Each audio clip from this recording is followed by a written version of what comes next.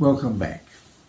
The trigger for my video blog this week has been a couple of important articles published in the June issue of Today's Veterinary Business, the official journal of the North American Veterinary Congress.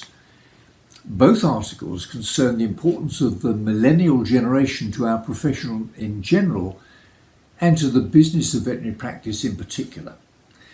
I'm still trying to bring myself up to date about the way the generations are being labelled, and I've discovered that I'm a member of the so-called silent generation, born before World War II but still a child during the war, so I'm too old to be a baby boomer and probably regarded by the millennials as positively archaic.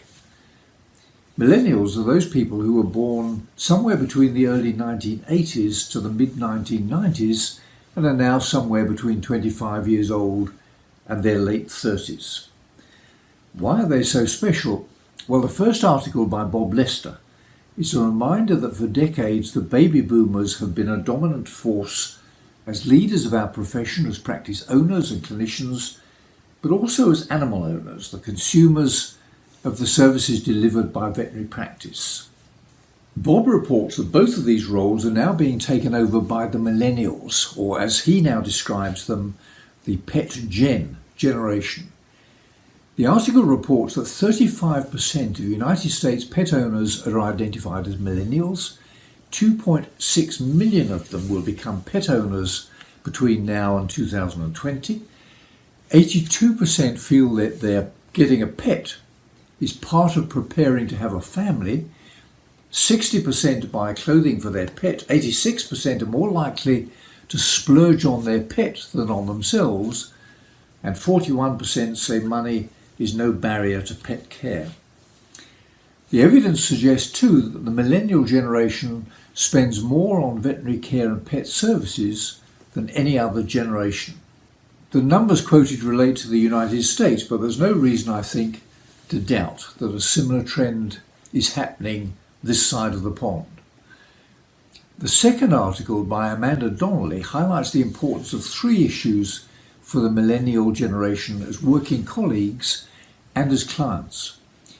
First, that while face-to-face interactions with the veterinary team and phone calls will always be relevant, millennials prefer to communicate via email and texting wherever possible.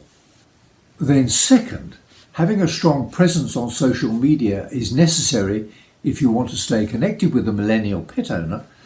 Amanda recommends asking questions to get people to engage with your posts and by posting short, interesting videos online. Then third, using technology to communicate with clients, technology in the form of online apps which might include client loyalty programs, appointment scheduling, reminders and notifications, texting, and prescription requests. So the question for practice owners and managers is, how can we adapt our present practice systems and services to match the needs of the millennial generation, both as working colleagues and as the clients we serve? One answer might be millennial vets meet millennial clients. Could be a perfect match. See you next time.